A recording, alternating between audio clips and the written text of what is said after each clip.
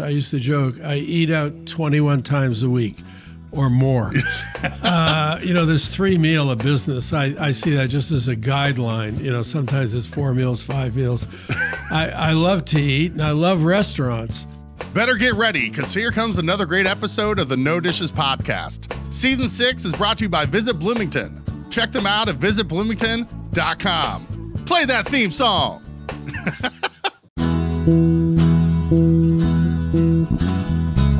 Hey, say, honey, let's go out to eat. Relieve our culinary duties.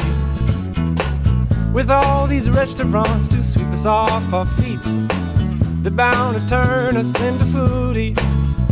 No dishes, no dishes, no dishes. We'll have a bottle of wine, relax and have a good time. No dishes. No dishes.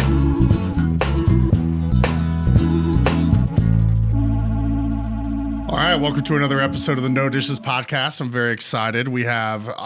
For as long as I've lived in town, anywhere I go, I always see issues of the Bloom magazine, and I'm always picking it up, reading it, finding fascinating articles. So it's really cool to finally have Malcolm Abrams and Cassandra Huskey here with us from Bloom Mag. Happy to be here. Yeah, nice to be here. So you guys are, about to do the 107th issue? That's correct. Is that correct? Oh, I nailed that. Once I get past double digits to 3, it's a little more difficult. Yeah. But while you're here, among the fact that I just think what you guys do is fascinating and interesting, is that 107th issue, which will be out by the time this comes out, is the food issue. You've never done a food issue. That's correct. It's the first time we've ever done an issue on any single subject. Oh, wow. Yeah. So there are other stories in there, but I'd say that 80% of the issue is about food. So obviously you prioritize food as much as I do. Seeing as if you're going to pick one single subject, you go food first. Yeah, it was between that and paying taxes. So we like food better. Well, so will the June, July one be the paying taxes issue? No. Okay. The June, July is always the homes issue. Oh, okay. But when I say it's the homes issue, the entire issue isn't about homes. It means there'll be a feature story in there showing, 4 or 5 amazing homes. Yeah. See, I've seen that one before. I've just never paid close enough attention to realize, that's always June or July. And plus, up until recently, I've always rented, but it's like nice looking at nice homes. But maybe this year I'll appreciate it just a little bit more. Yeah. So what is it that finally made you think, okay, we need to do a food issue? I'll let him answer this. Yeah, I love eating out. I lived in New York for 30 years. I used to joke, I eat out 21 times a week or more. There's 3 meal a business. I see that just as a guideline. Sometimes it's 4 meals, 5 meals. I love to eat and I love restaurants. And so, with my friends and family, so much of our conversation, if it's not about sports, it's about restaurants. And I know that the interest in restaurants is huge. If you look at Indianapolis Monthly, I would guess that at least half their covers are about food. And that's because they know people want to read about it. People want to advertise in issues with food. And, I've never particularly cared when picking our covers whether they're going to sell because we're a free magazine. So I don't have that pressure of putting something on the cover that's going to sell. But I do know, I've been in this business for more than 50 years. I do know that food is something that people are really interested in. This issue, will fly off. Yeah. I mean, it's going to disappear so fast. And people are going to talk about it. And, particularly what we have is something I've always wanted to do is a survey of favorite restaurants. This isn't to say they're the best restaurants, although I think in many cases they are, but they're the favorite restaurants. And they're the favorite restaurants of Bloom readers who are almost exclusively Bloomingtonians. They are not students. Students, we love students. They're transient. whereas the audience for this survey was people who live here. And we did it on 28 different categories. So, when we're speaking, I'm sure a lot of people have seen it already, but, it was best Thai, best Chinese, best Japanese, excuse me. Yeah. Favorite. Yeah, Yeah, there I go. Well, it's a very valid metric for best. There's Yeah. a lot of different ways you could look at it, but it's all going to be subjective. Right. And polling locals has to be up there as far as ways to establish. But it's other things too, like, their favorite delivery, where they get delivered. Okay. Yeah. Favorite decor, the places they think are the most beautiful. So it's all kinds of food, from French fries to hamburgers to steaks to bagels to everything. And I was just so fascinated. Every day I'd come in and check to see the responses, and it was pretty amazing. Altogether, I think it was 562 people took the survey. I think that's a very significant sample size. Yeah. I think that's huge. Those are huge numbers. We're not breaking any news here. We're very fortunate that chocolate mousse won favorite sweet treat. Right. But I was going to have a bone to pick with you if a baked good beat us out and you didn't have baked goods and ice cream separate. I was going to be like, oh, come on. But it we worked just out. had sweets. Yeah. Next year we'll do 42 categories. There we go. Yeah. We're definitely going to do this every year. Nice. That's great. Yeah. Also, something that will be different next year is this year we ended up using a Google survey. So people had to have a Gmail account because it's really important to us that people only voted one time. We didn't want to have the type of survey where you could, send in 50 responses for the same thing. Vote once a day, anything like it's just the people that are the most motivated win. Exactly. Yeah. So that's why we used the Google survey initially, because you had to sign in, and then if you went to sign in again, it said, "Sorry, you've already taken the survey." But I think SurveyMonkey will let us do the same thing. So we'll probably next year, hopefully, it'll be more accessible to those people who couldn't take it this year. Nice. Okay. So, But the big thing is that it's an honest survey. Not to be too critical of other publications that do surveys, but I know, in the past, people who've owned businesses have ordered 500 copies of that other survey so they could send in 500 responses from one person who owned a business. And so I think most people know those surveys are, this survey, I know I had a restaurant owner phone me and say, "There's something wrong with your survey." And I said, "Why?" He said, "Well, I tried to vote and they rejected me." I said, "Have you voted before?" And they said, "Yeah." Well, I said, "Well, that's it." Yeah, there's nothing wrong. No There's problem. nothing wrong with the survey. It's actually perfect. Yeah, it's working. Yeah. Well, that's nice that you have it, because there's always ways to game the system. Yeah. And anyone that wants to be like, "Oh, we're the best this in town," they're going to find a way to do that. Yeah. So it's nice that you put that in there. It's again, like you said, an honest survey. We hadn't had a chance to show this yet. It's just a piece of paper, but it's the cover. And like you said, I think a fork full of spaghetti and meatballs with someone about to take a big bite is going to fly off the shelves. Got to give props to our managing editor, Rodney Margison. He did the photo. That is a real Bloomingtonian right there. Oh, nice. Okay, awesome. This is not a stock photo. And the spaghetti and meatballs comes from Osteria Rago. Where we paid for it. Yes, we did. We went and purchased a meal. Actually, we you'd purchased think, all of the meal. No, but that's again, I'm so glad you mentioned that. It seems like such a small detail, but again, it just shows that you're here everything's on the up and up, and you're trying to also support these places, not just like give us free stuff, Yeah, and actually, we got meals. All of the photos in there for each restaurant are of the actual food from the restaurant that we purchased and took pictures of. And Rodney did all of it, and we're really excited about the cover. Yeah, that's so good. I'm so pumped. I think if I want to be on there next year, I'm going to get a nose piercing. See if that puts me up there. Yeah. Make sure you get it on the camera side. Oh, that's smart. That's smart. That'd be very embarrassing. I'm like, can I be on the cover? You're like, it's on the wrong side. It's like, shucks. Well,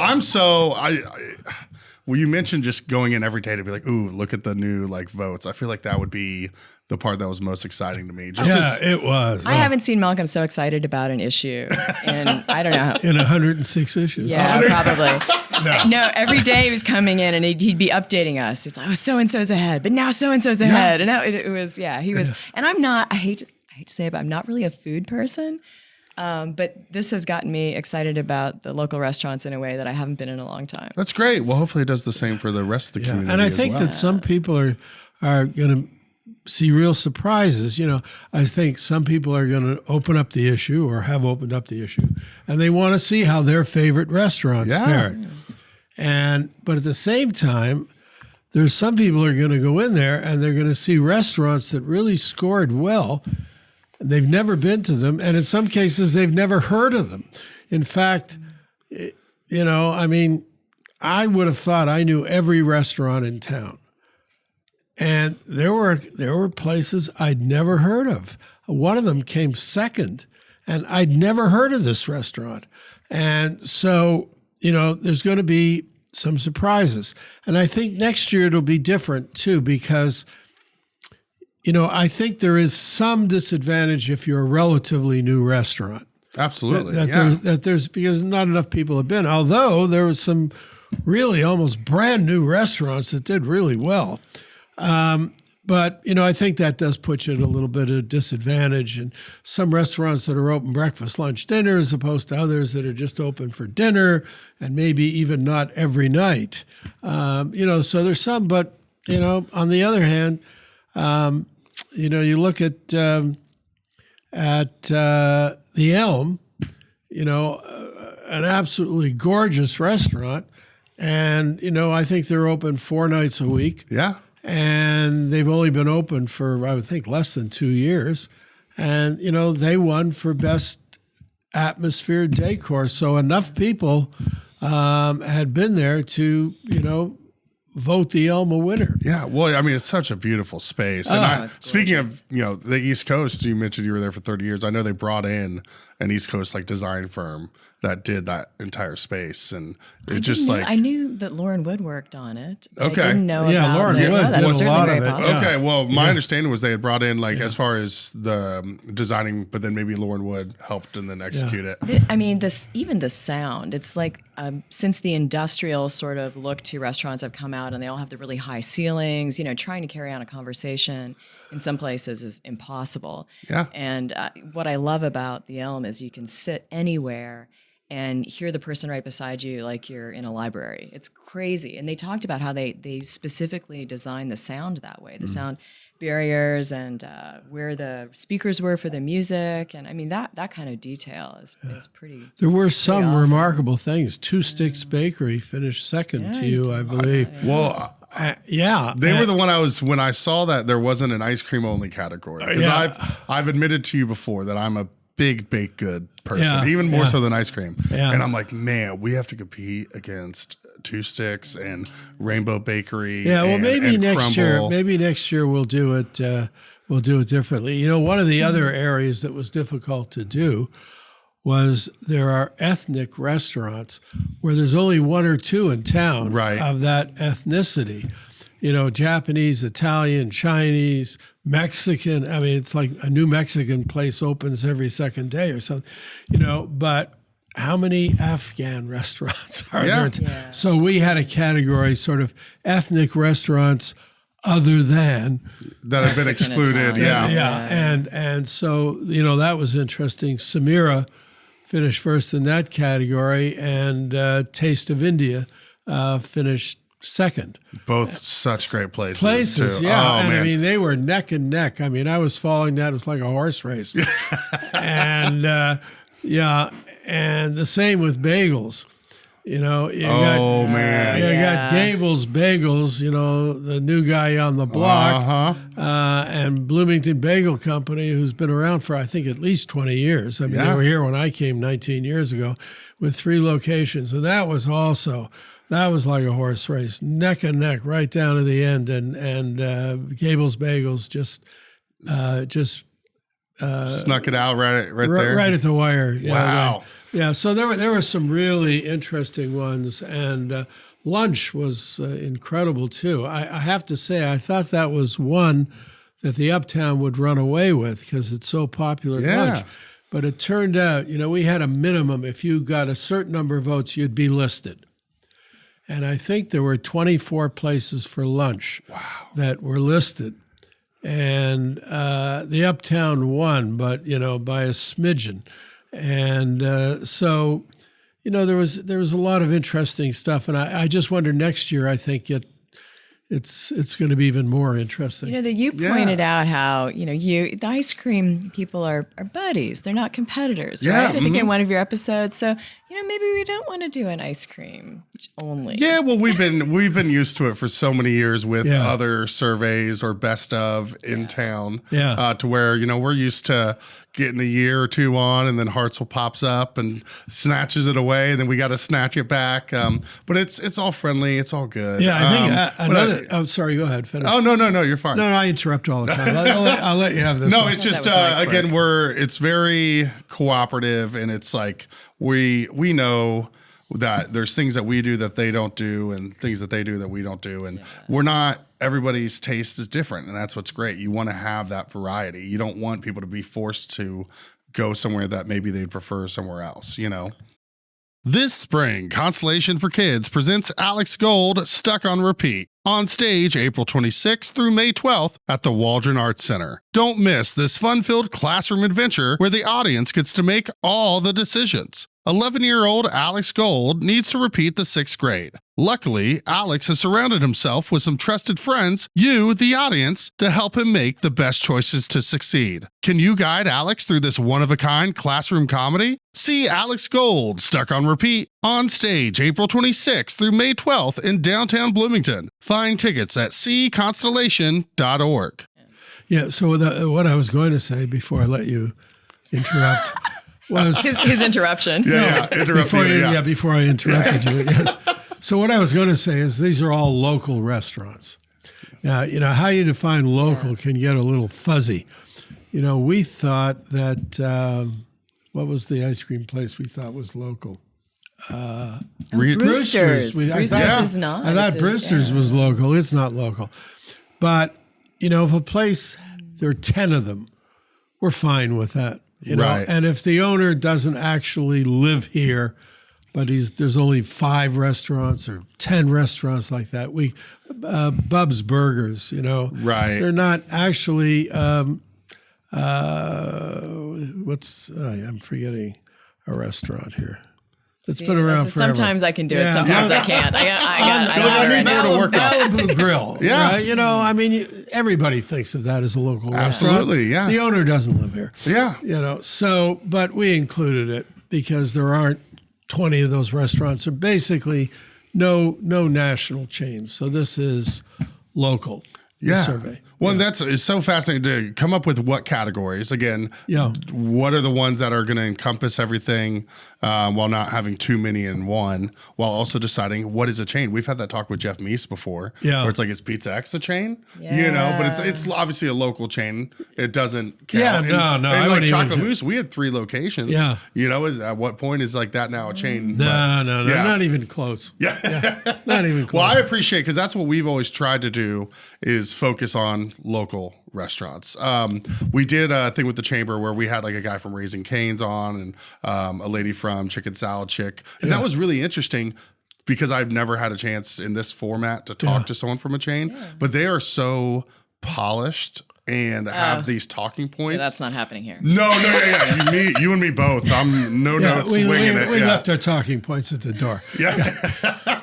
I don't like them. I want to keep it organic anyway. Well, that's I'm so excited to see it because again, you've only told us a few. There's so many that, again, I want to see the surprises. I want to see where my favorites finished. And I didn't know. I've always sworn that no one eats out more than I do. But apparently, I think you've got me beat, Malcolm. I'm not doing 21 a week. I don't do that here. No, 20.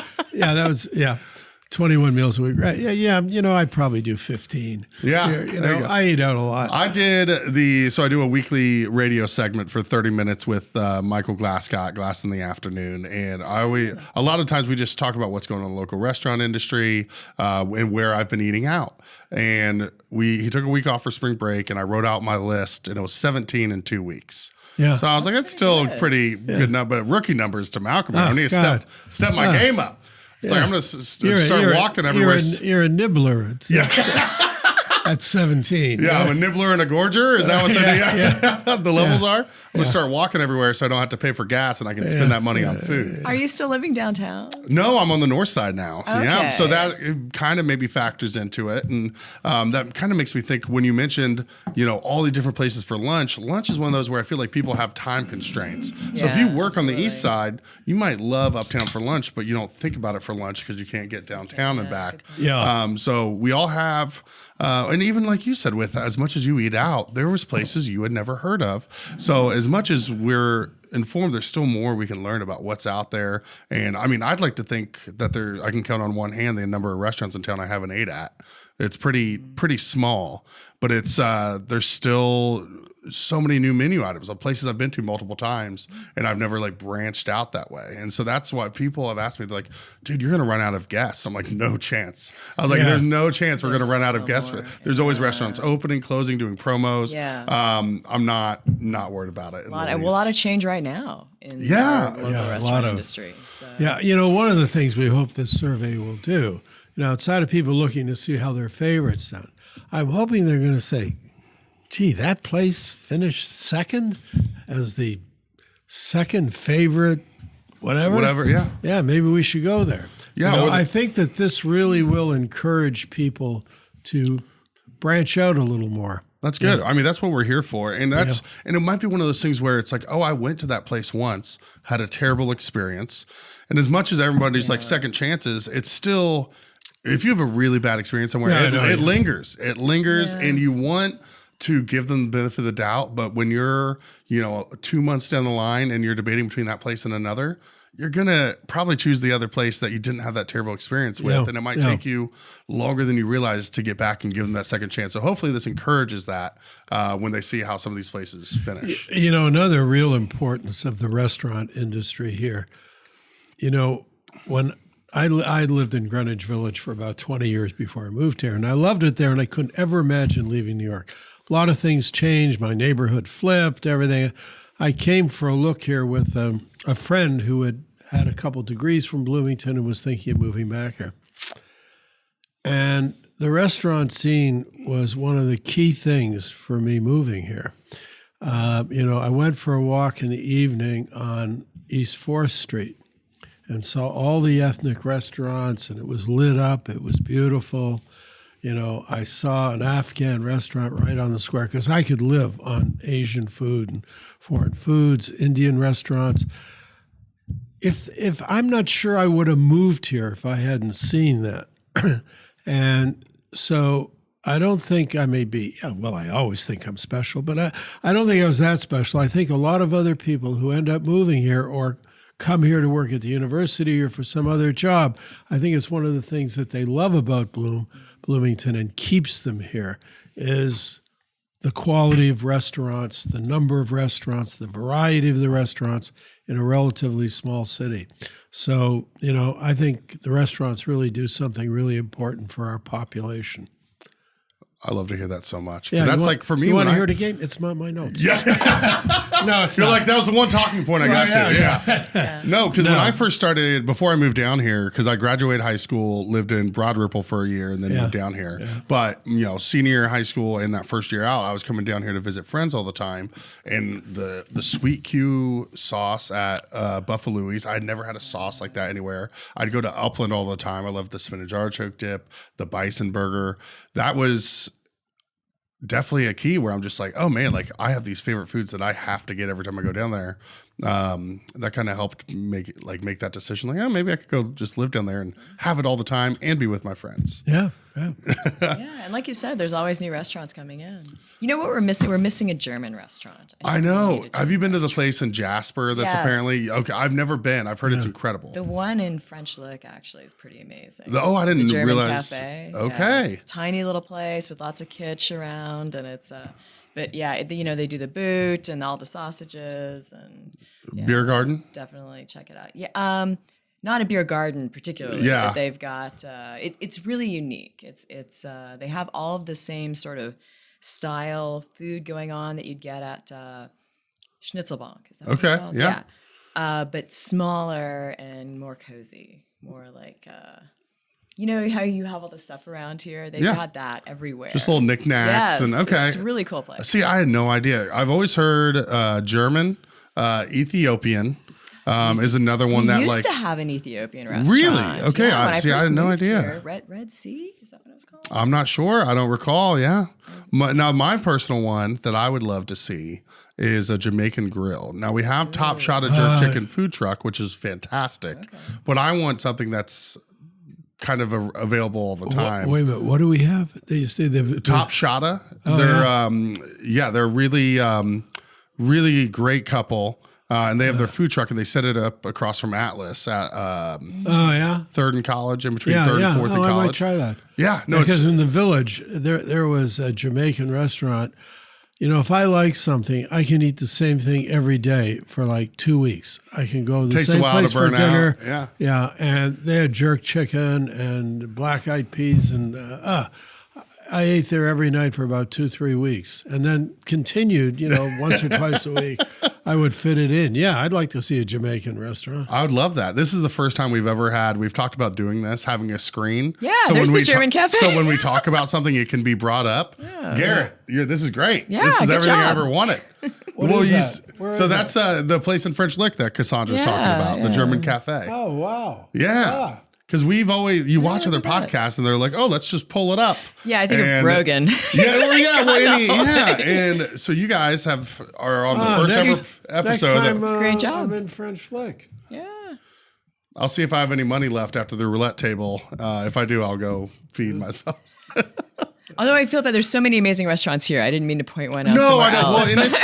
Well, and when we're still obviously highlighting those, because when I think of like a place that I would love to see in Bloomington, there's a spot in Fountain Square in Indy called Yasso Jamaican Grill. And it's kind of exactly what I would love to see some version of. Yeah. Where, it's just they're open, maybe every day except Sunday or something. Yeah. And what I tried to do was when Kalau was open, they did like they had like when I went to the soft opening, they had like 3 different types of ceviche. Really? They had all this incredible tropical kind of food, but then they switched over to a Mexican menu, which again, we have so many Mexican options. Although I did try the newest one today, right before this, Taqueria Acapulco. Yes, we had lunch.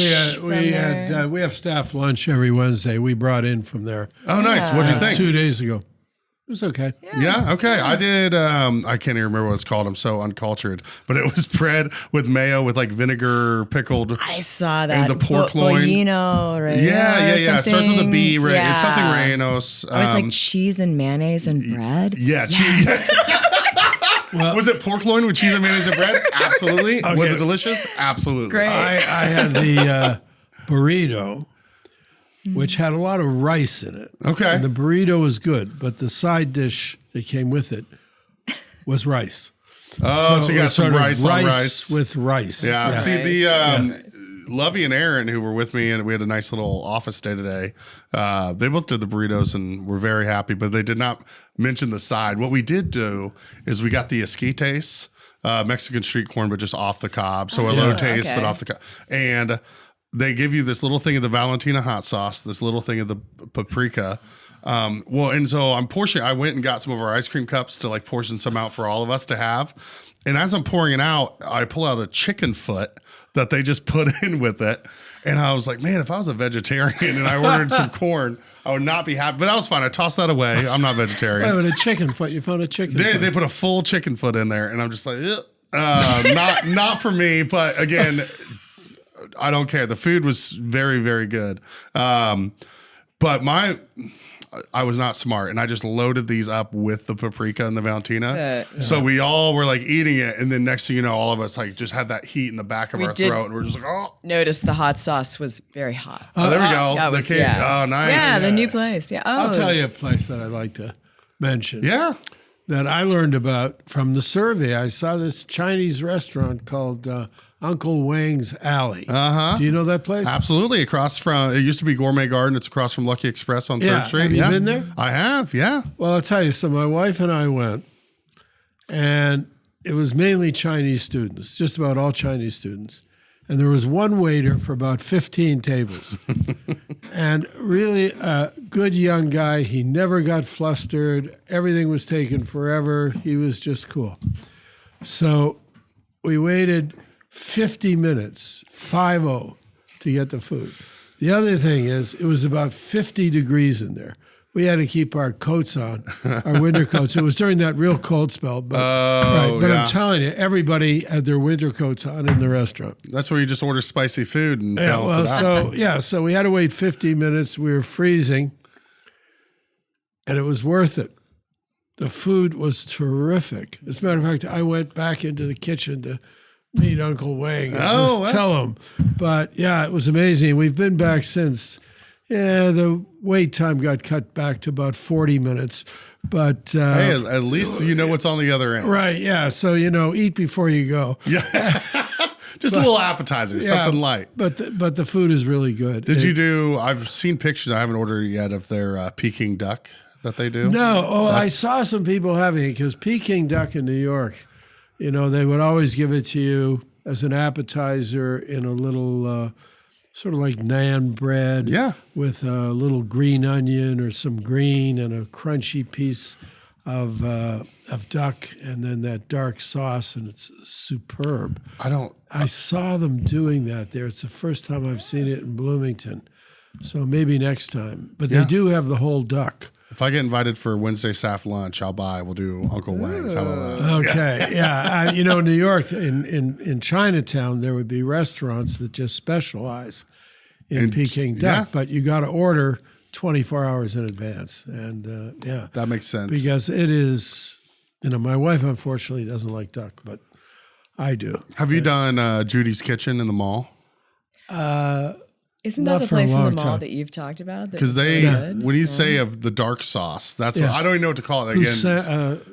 No, I forget what it's called. Hoisin? Hoisin. Is it Hoisin? Yeah, okay. Yeah. It's but they do a combo with their roast pork and roast duck at Judy's Kitchen in the mall. I mean, it's so unassuming. It's in a food court, but it's top tier. It's very, very good. Yeah. All right. Yeah, I'm getting so hungry here.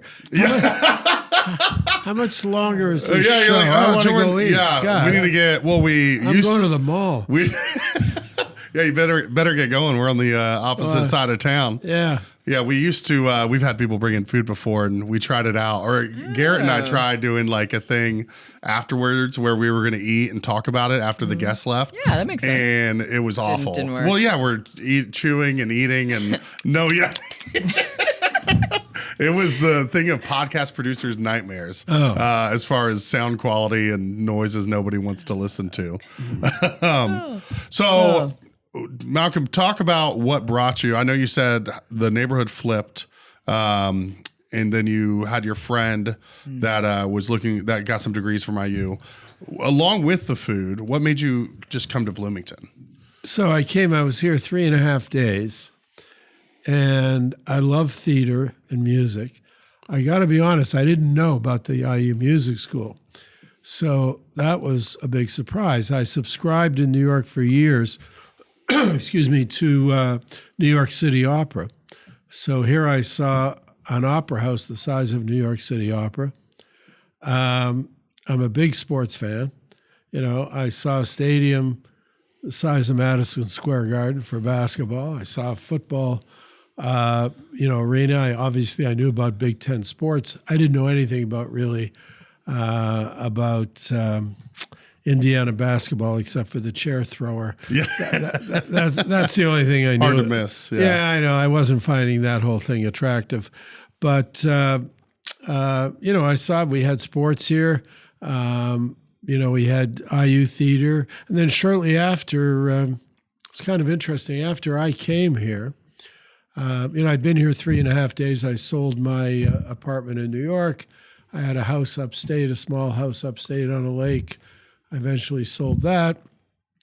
Drove here. I just turned 60 years old. So I thought that would be, really excitement. I was getting kind of bored with the work I was doing in New York. This gives me hope when he says he started this at 60. I know, right? That's why it's so crazy to me. Be like, yeah, I just picked up and moved I did. And you had never lived in Indiana before. No, I mean, honestly, I could not have found Indiana on a map that wasn't labeled. And Bloomington, I knew nothing about. And so I stayed in a horrible student apartment at 10th and Lincoln. This realtor put me up there because she owned the building. And, there was a mattress on the floor still in the plastic. There were some holes in the window and there were some droppings in the kitchen. It was horrible. The other students in the building said to me, yeah, this is like the worst place. And so I set up my office in the bakehouse on the square. And I would show up there around 7:30 in the morning, and I would meet with people, and I'd be there for a few hours. Unbeknownst to them. Yeah. Unbeknownst to what? to them that you set up your office. So I was there every morning drinking coffee, and I see there's another guy there doing the same thing, and that was Randy White, who started Cardinal Theater. Oh, okay. It was fabulous, and we had a lot in common. We were both born and raised in Canada. We both wanted to be hockey players. We both ended up in New York for years, and now we were both in Bloomington. Wow. And, he started Cardinal Stage, which was amazing and added so much, to living here. And I started Bloom. Yeah, so that's where I wanted to get to. So you move here at 60 sell an apartment, sell a house, just based off a 3.5 day visit. Yeah. Did you know that you were going to start a magazine when you moved out here? That was the intention? That was the intention. Okay. However, I have to say, I hadn't smoked in 16 years.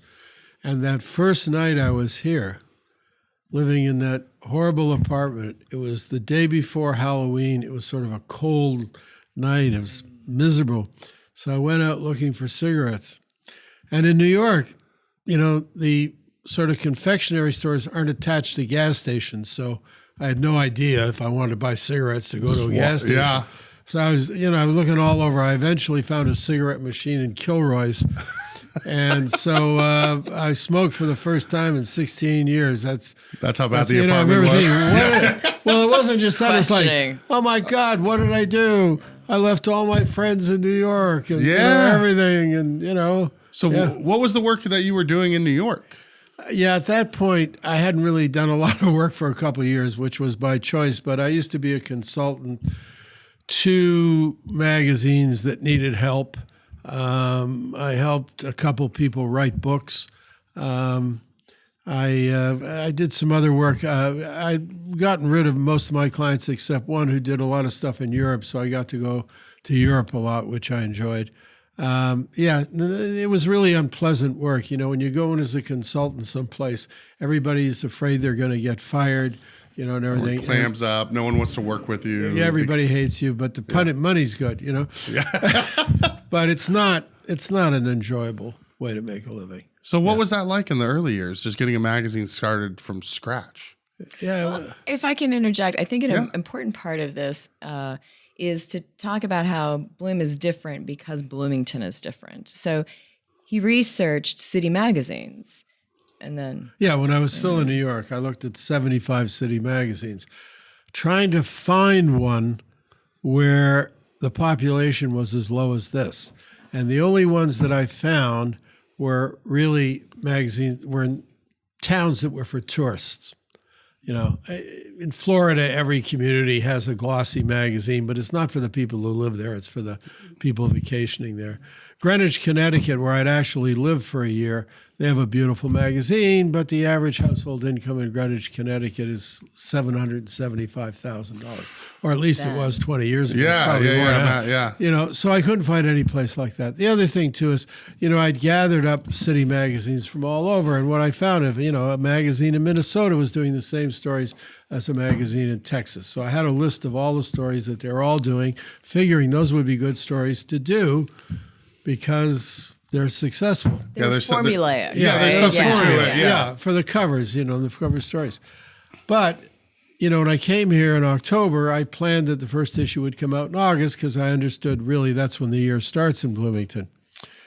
And by that time, I learned how really what a unique place this was. And those things weren't going to do that well here.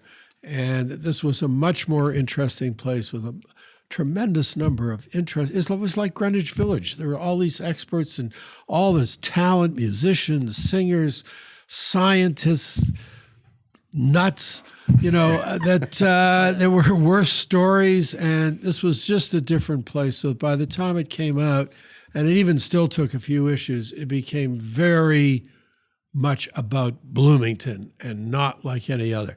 And the other thing that I did too is I didn't charge for the magazine, which people at the beginning thought was sort of a come on, you know, like you'd get the first 2 or 3 issues and then you'd start charging. I didn't charge because I wanted everybody to be able to get it. But also this way I didn't have the pressure of having to create covers that would sell and do stories that sell. So one time we put 3 poets on the cover. No magazine on the newsstand, consumer magazine, is going to put 3 poets on the cover and expect that to be a good seller. That's got to be extremely liberating to just know It is that you liberating. you can cover what you want. You don't have to do what you want. Yeah. You know, I always say, like, I want to give people what they want.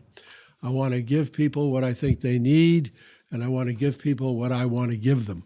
And in terms of what the content of the magazine is. And, you know, so much to my surprise, it was successful right off the bat. In the first issue, sold more than 7, and I've, you know, never been in sales, but we sold more than 70 advertisers into the first issue, and almost every one of them bought a 3 or 6 time contract. It was mind-blowing. You know, before I came here, I'd always worked on the editorial side of magazines and media. So, you know, I spoke to a couple of good friends that I'd worked with over the years on the publishing, on the business side. One of them went on to be a few years later became the publisher of the Wall Street Journal. And the other one has an international finance magazine. And both of them said it's ridiculous, you know, that, well, actually they use stronger language than that, that you couldn't do a quality magazine in a place with that population in a flyover place.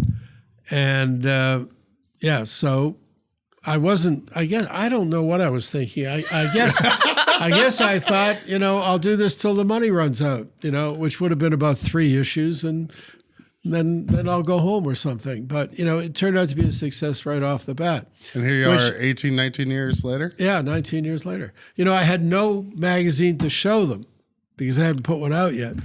So I just had myself and a really nice media kit. You know, the funny part was I tried to do everything locally, but I couldn't find a graphic designer who had any magazine experience. So I used 2 people who had worked for me over the years in New York. One of them was the lead designer on one of the best design firms in the world. They did the signage for the Louvre in Paris and for the White House, lots of stuff. But, you know, I'd worked with that firm for a long time, so the lead designer did it from home for exactly 1/10 the price of what it would have cost to do it. So for the first couple years, the front of the magazine was done by a local company, but the features were done by her and another designer who went on to be already was the designer for, I think, Real Simple and Martha Stewart and everything. So the 2 of them were doing the feature stories. So I thought it was pretty funny when people say, God, looks so professional, you know? Well, yeah. I mean, 2 of the best magazine designers in New York City we're doing the features and designed the magazine. What an incredible way to start it off. And like, I'm so glad you mentioned it. That's so trying to sell ads with a magazine that people have never seen before. Well, I Like, also think Matt Alano Martin had something to do with it. Yeah. right? So Like do you he know was, Matt yeah. Alano Martin? I'm familiar. Yeah, I don't know him, he's a but comedian. I've heard of him. He's a comedian. Yeah. He's one of the partners in the Limestone Post. Yeah. The Limestone Comedy Festival. Yeah. So somebody referred me to him. He'd been working at the Chamber, and now he was managing a rock group called Murder by Death. And they were going on tour, and he had 2 or 3 weeks off. So I hired him for 2 or 3 weeks. We went through the Chamber list. He told me everybody at the Chamber who liked him. And then he did all the cold calling and went on the calls with me. So, that would have been the hardest part is, phone people. I'm, so-and-so. I just moved here from New York. Blah, blah, Yeah. blah. They'd hang up before you'd finish. But, Matt had, and I imagine he still has, a terrific personality. And he's a great guy. And he really, just a few weeks, boy, did he help me. Yeah. Well, and just to already have that established connection, and Yeah. it's not you just out there on your own. You're selling with somebody. Better business, better community. For over a century, the Greater Bloomington Chamber of Commerce has been a cornerstone of business growth and community development. They are dedicated to helping local businesses thrive. Their business is all about your business. Join the Chamber today. Call 812-336-6381 or visit chamberbloomington.org to learn more. And of course, the Herald Times did everything they could to try and deter me. They right away said anybody who helps me or any freelancer that writes for Bloom would be fired. Wow. That was like right off. I hadn't even unpacked yet, and that was the edict that Well, they. ad sales is competitive business. Yeah. But now he's a local celebrity, and I know because I can't go anywhere with him where people don't go, Malcolm, I got a story for you. Yeah, well, that I hear. Yeah, actually, once at the bakehouse, this was years ago, because the first thing that people usually say to me is, you should do a story on. And I have to say about 50% of the time they're right. And we've gotten some amazing stories from people who just came up to me, stopped me, and said that. But once at the bakehouse, I went into the men's room, and while I'm at the urinal, somebody over my shoulder is pitching a story. Oh my God. It was a man. Yeah, but that, At least that. Yeah, at least they didn't follow you in there. at Yeah. least that. But not everybody loves us. I guess, I don't know, about 6 or 8 months ago, a 20-pound rock came through our window. What? Yeah, it must have been a really big guy, because I'm telling you, that's a. It was heavy. Yeah, It is it was heavy. Yeah. And you don't think it was just a drunk person, or? No, actually, the police said it probably wasn't, because they looked all around and there were no rocks like that anywhere Yeah, around. so the police They said, brought their rock with them. wow, yeah. Serious business here. But I That's just crazy. consider that fan mail, and we He loves hate mail. I got to tell you. Hey, I mean, you're sparking something. You're doing something right. Right, yeah. You know. We go a few issues without hate mail, and he's like, "Oh, I got to do better with my editor's message." You need to stoke the flames a little bit more. There was when a certain person was president. I wrote, I don't know, 20 or 30 columns about not liking him. It would make my life easier if he doesn't win. Like, let me just put it that way. Yeah. Anyway, I'll tell you, it's been mostly fun. I have the best people, the two best people, Cassandra and on the business and ad side, and Rodney Marguson on the editorial side. At this point, I used to work 60, 70 hours a week. Now I work maybe 30 hours a week. I take a nap. I do. He meditates, actually. You have the office It's a dog. meditation, yeah. Yeah, we have the office yogurt, dog, yeah, yogurt. Yogurt. I never called His it. name That's is so Yogurt. good. I Yeah, love well, that. he has a food name. Yeah, it's perfect. Yeah, I can't believe I didn't ask when I was in there. Anyway, without them, I couldn't do it today. And, it really took me about 12 years to get the right people there. And it's always been fun doing it, but now it's just really a joy. That's great, because it's you get burned so many times where you're like, oh, because the classic, if you want something right, do it yourself. Yeah. And you try to delegate, and then it doesn't go well, so you pull it back, Yeah. and then it makes it that much harder to let go of again. and then you do get the right people, and you finally like you have to build back that trust of I can let them Oh, do yeah. Oh, I used to micromanage everything. I mean, now I don't know half the things they're doing. Now I say if I want to get it wrong, do it myself. Funny how that changes. I've heard you talk about this a little bit with the moose, though. So how do you manage that? Because you've got, how many staff do you have? So I think right now we're a hair under 50 between that's huge. everything, production and all that. But it's just like Malcolm said, I've got Aaron Biggs, who you guys just featured in this one, I believe. Which thank you, by the way. He's an amazing guy and does a lot of cool stuff. I don't know how he does what he does with 3 kids and is the president of the PTO. Because I get all the time, like, you do all these things. And it's like people like Aaron are doing so much more. They're so much busier, But yeah, it's I don't know. There's still a lot that I just kind of take on and do myself. But there's good people around you that you trust to handle things. But I'm glad you brought that up because I wanted to ask a little bit about your backstory and how you ended up at Bloom and how long you've been there for. Well, coincidentally, I moved to Bloomington the same year that Malcolm did, and I'm also from Canada. Oh, all right. But did you want to be a hockey player? No, that part, no. I actually was in New York for a while because I wanted to be an actress. That didn't work out so well. I can see it though. Actually, I didn't want to spend the rest of my life waiting tables, and most of the people that I knew who were in the business were doing that. Yeah. So, anyway, but no,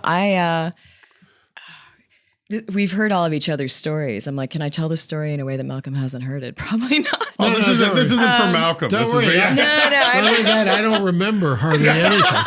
So everything is new to me. I was living in San Diego at the time, and my long-term boyfriend got a job in Indianapolis, and I didn't want to leave San Diego. I loved San Diego, but eventually I was like, okay, I got to go. So I moved, and we were in Fishers, which was suburbia, right? Everybody's mowing their lawns diagonally, and they've got minivans and dogs and 5 kids. Well, 3 I grew up in kids, Hamilton whatever. County. I'm Okay. well Okay. aware. Yeah. I was like, this is not my thing. Yeah. Like, I don't want to be here. And a mutual friend suggested we check out Bloomington. Came down here, and it's kind of a similar story. I walked up and down Kirkwood, and I said, I think I could do this. Like, I know I'm in Indiana, but this is cool. And that was in 2005, I guess. Yeah, Yeah. Yeah. And that was before, I don't know how many restaurants there were then, but still a lot.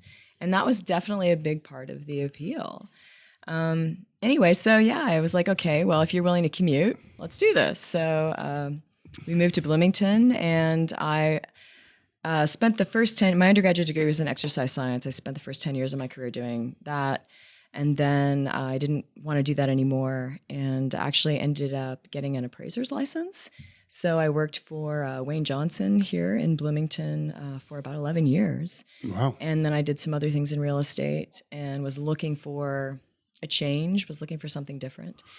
And I was actually at a DBI meeting, Talisha. Absolutely, yeah. I was supposed to go yesterday morning and totally spaced it. I was there. How come you weren't there? Actually, Pilly's, the owners of Pilly.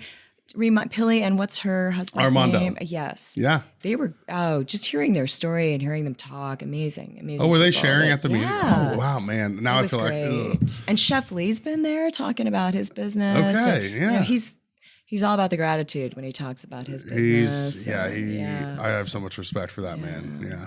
And I got to put a plug for FRAT because I know she does a lot of the behind the scenes Oh, stuff. yes. Yes, she deserves Being it. a secondary myself, I just want to But anyway, yeah, I was at DBI, and She I was got there. married in there somewhere. I did. Yeah. Well, no, not. Yeah, I did before that. I met a really great local guy, and he has a blasting company. He blows. Can I say shit? Can I say shit? Yeah, sure. He blows shit up for a living. Yeah. Way more exciting job Especially in than that mine. context, you can absolutely say it. Yeah, way more exciting job. But he's incredible. He's been my rock. And anyway, Pun intended? I didn't even think about blasting? that. Very good, very good. All right, I just don't want to blow that one up. Hey! I saw her at a DBI meeting twice. She got up to talk, and I thought she was so impressive, so articulate.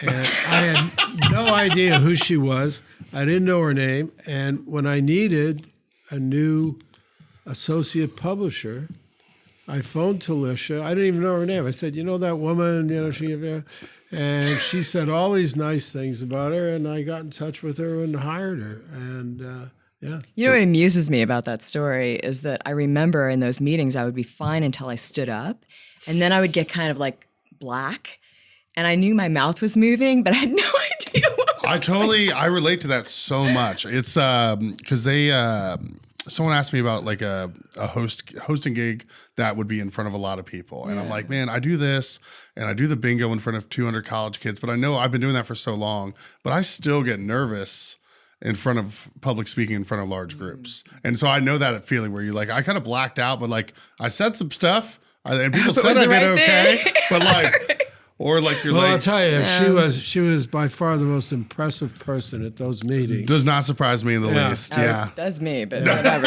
Okay. Anyway, So how long ago was that? that was in 18, yeah. Was it? How many years have you been So with Blue? 6, is that Yeah, right? yeah. 6, yeah. I'm a mathematician, but I think And, that's it. And I thought it was earlier than that. Yeah. And I know you've heard this before, but it means so much to me. So in other jobs I've had throughout my life, I felt like a cog in a machine. Like Absolutely. Oh yeah. yeah, and having the job at Bloom, I feel like a part of Bloomington. I feel like a part of what's going on here. I feel like in a way I'm able to contribute to the community, which is important to me. I want to be able to give back because this is my home. I've been here longer than anywhere else. And I love the people here. I love the town. It means a lot to me. And to be a part of something that hopefully is contributing to Bloomington is, I feel like and not only that, but I have a great team. Malcolm is hilarious. He'll come in sometimes and he's like, are you having fun? Like, yeah, sure. And usually I'm not because I'm not that person, right? I'm like, no, I'm on the computer and I'm writing emails. Like, I got a million things I have to do. But it's great. And now we have a basketball, what do you call it? First of all, I also have Papa to shop? say, I've always tried to keep people on the publishing side away from the editorial. She's the first exception I've ever made because she comes up with so many good ideas, and I value But we're her pick. also a small team. Yes. Yeah, but even with a small otherwise it would just team, be I would- one other Yeah, person. I try to keep those things separate. Yeah, they did the nicest thing for me. One day I mentioned, we need a pool table in here. We need something, one of those basketball. A little Papa shot, something recreational. Yeah, so they got me for Christmas. They dragged out this thing. Rodney put it together. It's got 2 baskets. Yeah. and It's the 4 big one. basketballs. Like It's it a takes big up a one. whole God, we had half to a room. rearrange the whole thing. But I'm telling you, we're on that every day. I must. Who's the best in the office? I am. Yeah. I like how you look at me like that was a stupid question to ask. Oh my You're like, God. did you just see if the form? She played more, she would.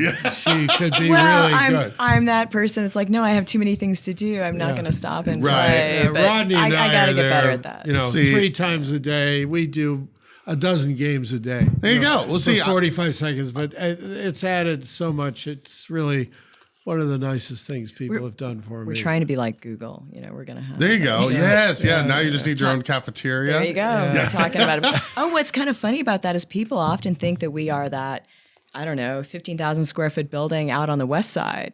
That is where a the Bloom call marketing, center, yeah. right? Yeah. Yeah, And so I'm like, we all of our so we have how many freelance writers? Do you think? Between writers and photographers, we have about 30. Yeah. So in Wow. our dreams, we're out there. Each one of them has their own office. We have the big Google room. We've got a pool and a sauna. And no, that's not. Yeah, not unfortunately, a that's small us. house No, on no. 6th Street. Yeah. So we're a tiny little building on 6th Street. I love Four the of us. basketball though, because I like to. No, go. I love to just get a long task done, and then you need to have a break before you start the next thing. Yeah. Like go over there, get some shots up. We do it the other way around. We spend most of the time with basketball. Then a And then minor task, then a we small break. task. We break for work. Yeah. Yeah, the laser tag place I worked at in high school had a Pacers Papa shop. Oh, yeah. And we got very good at that. And the whole it's all about getting that rhythm. Oh, yeah. And you got to hit the backboard. You got to bank So it. you didn't No, play I when don't you were bang. there? I don't See, bang. huh? When you were there, you didn't play? No, You guys I should have didn't. played. I didn't You got to see come it. back. Okay. You got to come back to I you. need at least one warm up game. and then we can go. I'll bet you a banana split. Okay. Or a breakfast sandwich before 11. There you go. Malcolm saw the breakfast sandwich on our menu, but didn't realize we didn't open till 11, which is silly, and was giving me a hard time, which was well deserved. But I'm so excited for this issue because I'm just, again, the fact that you've never done one is crazy to me. So the fact that it has taken 106 and now the 107th to make it happen is pretty freaking cool. Where can people find Bloom magazines? I know the answer, but I figure you know. Bloom, where they find Bloom magazine? Yeah. It's somewhere between 200 and 215 locations. Actually, Wow. I think we're up to 230 now. 230 locations. Who takes those around? You just have Stone Belt. Actually, Yeah. Really? Stone Oh, Belt wow. is Yeah, we What a hire cool Stone partnership. Belt. Yeah, and they've been doing it for years, and obviously we pay them substantially. Yeah. And they love doing it. The clients love They doing it. The do. counselor goes out with them, and there's a couple of vans, and they take it everywhere. I know that. That's such an amazing partnership. I love that Yeah, so they're much. great. Yeah. Yeah, so we have most of our locations are in Bloomington, but we do have some in Nashville, Martinsville, Spencer, and I'm missing a location. Oh, well, Ellettsville, but Ellettsville is kind of It Bloomington. counts. Yeah, absolutely. So yeah, pretty much any retail restaurant downtown. And then as you move out, we'd love to get some more West Side locations. Actually, my husband's a huge fan of Chef's Table, and I Yeah, watched awesome. your, Yeah, absolutely. yeah, Claude and Tiffany watched, and she makes a tres leches. I can only Just imagine. like in San Diego, that was but that it's the checks first out. one I've seen here. Yeah, I love Tres Leches, and I love everything Tiffany makes. I've never had her make Tres Leches, but I can assume, based off those two factors, that's incredible. Oh, and I got a tangent that I just got to say. Yeah. Because I think they're so underrated. Crazy Horse has some amazing food, and I don't think people like it. I think everybody's so used to Crazy Horse being in town, and a lot of times I think they think of it as a bar. But I don't know what they're doing with their salmon, but it's incredible. Yeah, they Scotty and Dylan are the two main kitchen guys there, and they know their stuff, and they've always. Crazy Horse's standard menu, they've had some really good things, some that are just, they're solid, but nothing crazy. But I used to go in there all the time pre-pandemic, and they'd always have specials. They'd have lunch specials, dinner specials. And if you eat out as much as we do, I can get stuff on the menu all the time. I'll get burnt out. I want specials. I want stuff that I can only get this week or today. That's a big thing that, Chef's Table started doing that worked out well for them was doing specials. They did this land, air, and sea trio. It was a fish sandwich barbecue and a buffalo chicken with like pimento. The best thing I've ever had there. Where is this at? Crazy Horse. Crazy Horse. Yeah. Boy, I don't, see, I'm the other way around. Wednesday, I know they have Southwest chicken soup. Terrific. Their French onion soup, also terrific. Generally speaking, their soups are terrific. They get their meat from Butcher Block. Their steaks are first rate. Their hamburgers singed around the edges. It's a terrific hamburger, so it has a little crunch to it, which is really good. Their salmon, first rate salmon. They're really a good restaurant. Yeah. Yeah, I always talk about their soups to people. We were talking about it with Claude and Chef's Table, where I said that their soup's the only Soup ones that I guy. thought would be up there with them that I could think of off the top of my head was Crazy Horse. Because I was walking in there one time, and I see my buddy, he's walking up, and he's like, Jordan, how's it going? I'm like, just here for the soup. And I walk in, and my buddy gave me such a hard time. He's like, why would you just answer, I'm just here for the soup? But that's all I had on my mind was Crazy Horse soup. Hey, good to see you. I'll talk to you later. We mainly order in now when we do our Wednesday staff dinner. Yeah. But we used to go out quite a bit. We almost always went to Crazy Horse. And I frequently, they never said, I order soup as an appetizer and soup as the main course. I have a cup as an appetizer and a bowl. Sometimes He's a soup guy. Yeah, soup on sometimes soup. it's the same soup. I'll order Southwestern, and sometimes I'll have the French, and then I'll There you go. order something else. They're like, how was it? Super. It was great. Super. I'm sorry. I hate myself. If it's any consolation, I hate myself. No. No. You mentioned those specials just real quick. Yeah. I forget that not every community has places where restaurants change their menu items. And a couple of times we've been places not too far out of town, and I'm thinking to myself, well, I really don't like anything there, but that's okay. I'll get something, whatever they have different, and they don't. I forget that there are, a lot of towns that have restaurants and they all have set menus. Yeah, that's just that what it menu's is. been the same for however many years. Well, it makes sense. I mean, it's tough to, you run a special, people don't buy it, you have food waste, there's something to be said for having that set menu, but you do risk that people don't come back because they're burnt out on your standard offerings. Yeah. You got to spice it up, got to give a little pizzazz here and there. And we do, 99% of our business lunches at Uptown, and they always have something different. I love Uptown so much. I need to have. Not that I couldn't just eat off the regular menu all the time. No, that's one I still. could. Yeah, I need to get Michael and Galen back on here. They did. They came on. So my apartment was underneath Uptown Yeah, Cafe. I couldn't believe I that. Yeah. And so they just walked downstairs to do the episode with I had me. no and- idea then that there were apartments below. Yeah. There's. God, I would love to live there. Oh, it was amazing. 5.5 years. I'd be so close down to there in the Uptown, dungeon. I'd just go up and down. Yeah. Well, when I think I might have told this before. When I signed onto that apartment, their website said Uptown Cafe room service, and I was like, no freaking way. I tried it. Within about 2 weeks of moving in, I called up, hey, I live downstairs. Will you guys bring me food? They're like, that's not a thing. I'm like, what the hell? I should have. Incidentally, they have a lobster corn chowder now that actually has lobster in it. Yeah, I love corn chowder is one of my favorites. I yeah, love me lobster. too. But lobster, boo. I had one bowl there, then I had another bowl, and then I took 3 home. Malcolm buys soup by the gallon. I love it. Oh, if it's good, I always take some home for my wife and have another meal with it. Yeah, it's like, do you guys do a quart special like Hive and Lenny's do? When it's cold, they do quarts of their chili, and they really? also both do amazing Yeah. soups and chilies and stuff. Season 5 of the No Dishes podcast is brought to you by VisitBloomington.com. VisitBloomington.com is the best resource for restaurant and culinary information, special events, fun activities, places to stay, and more in our area. We share a similar mission here on the No Dishes podcast of highlighting local businesses and the people who make our community unique. We can't thank them enough for hopping on board. Check them out at VisitBloomington.com to easily plan your next meal, visit, or night out on the town.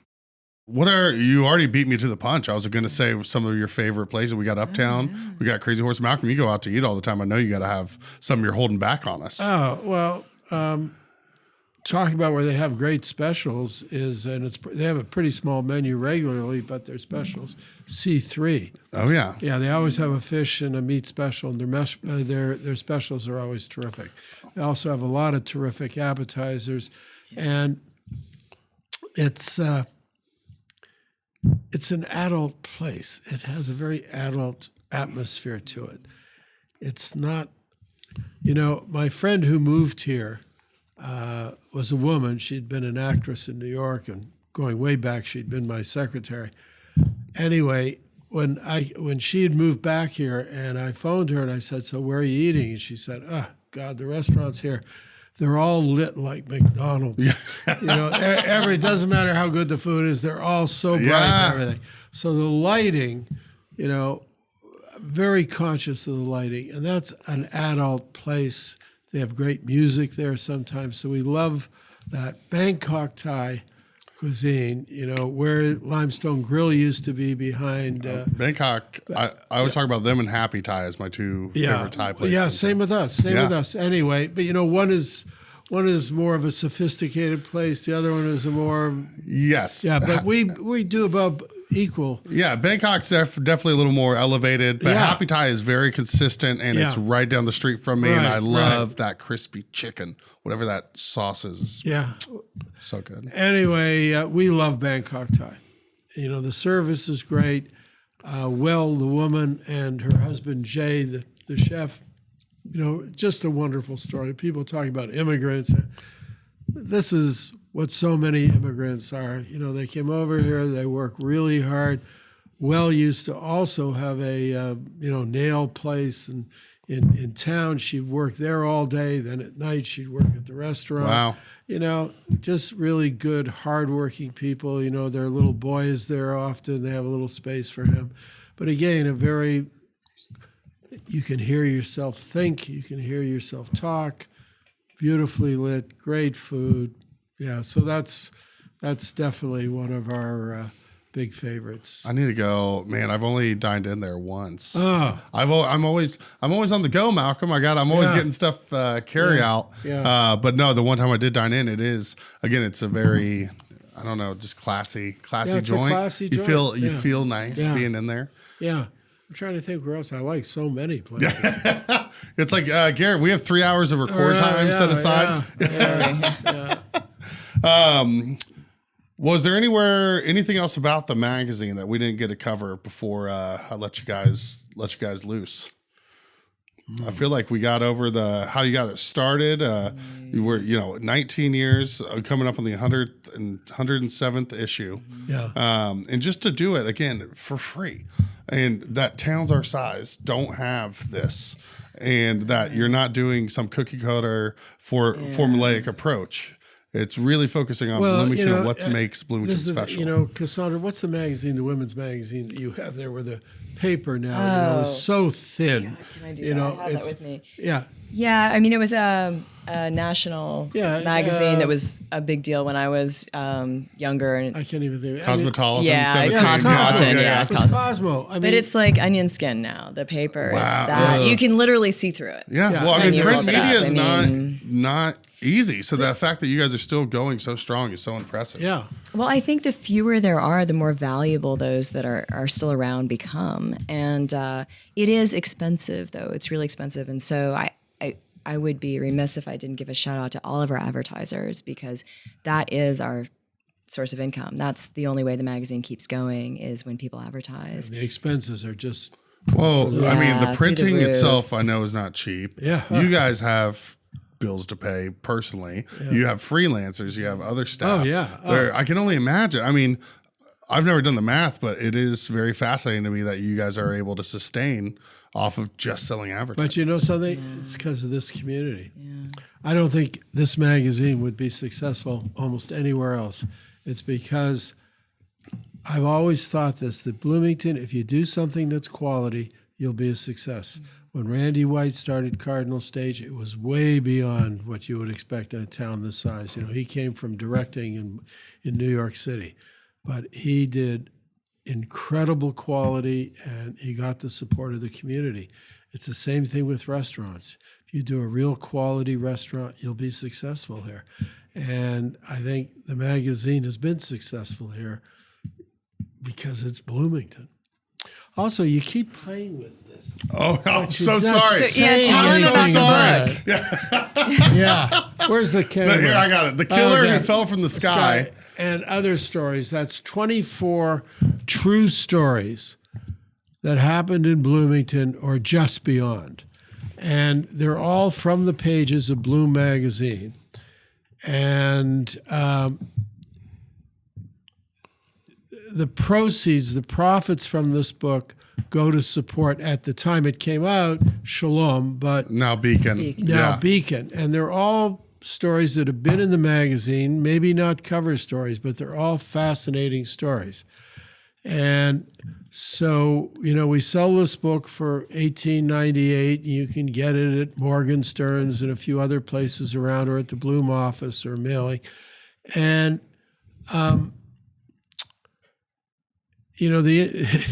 the story behind this, I wanted to do it. I've been on the board at Beacon in the past, and I wanted to help raise money for Beacon. And so I did it with our printer, 2,000 copies, which I thought would last us a few years. Well, when it was all done, he said, the presses go so fast, we actually had to run off 4,000 copies. So what are you going to do with the other 2,000 copies? He said, Don't take them. That would be what you don't do. He said they were going to burn them. Well, I couldn't resist. I said, Yeah. send them here. So I got 4,000 copies, and they arrived. We had arranged for them to be sold at 40 stores, and they arrived the week before the pandemic. It closed everything down. Oh, man. Yeah, so we still have a few copies.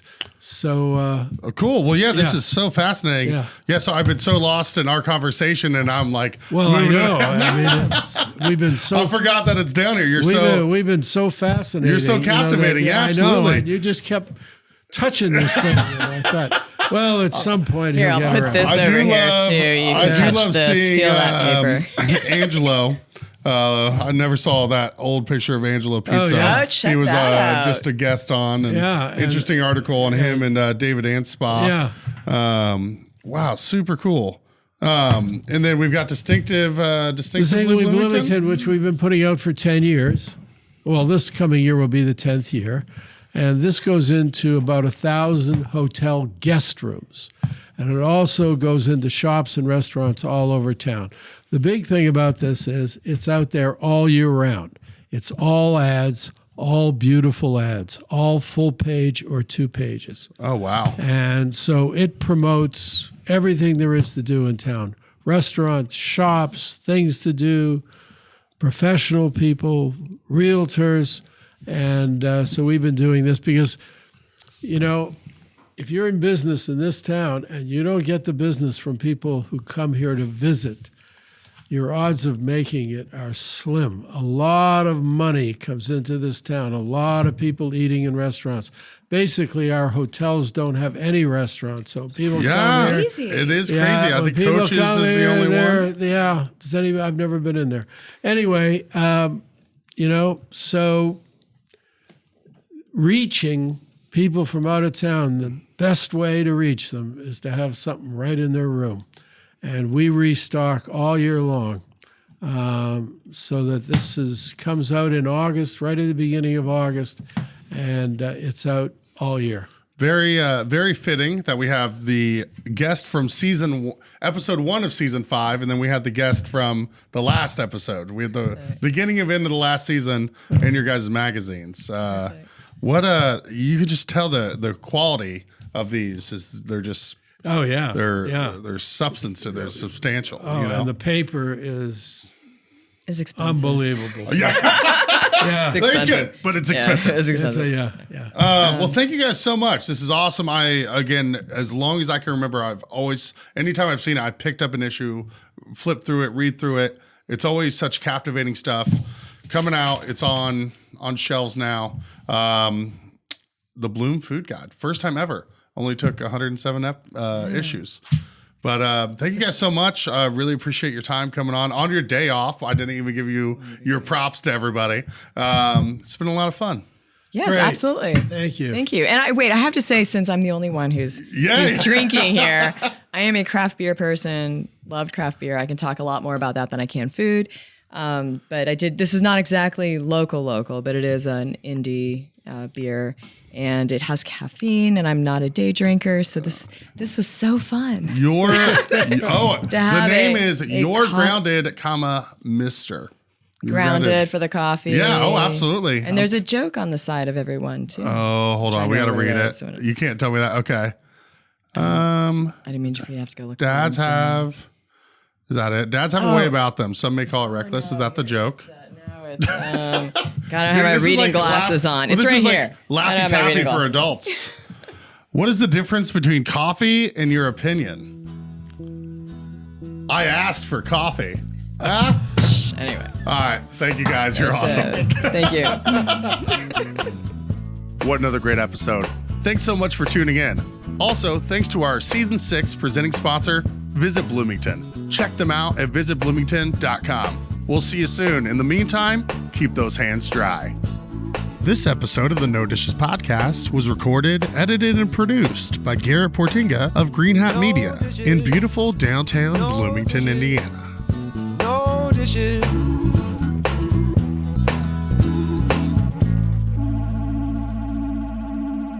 No Dishes Media. No Dishes Media.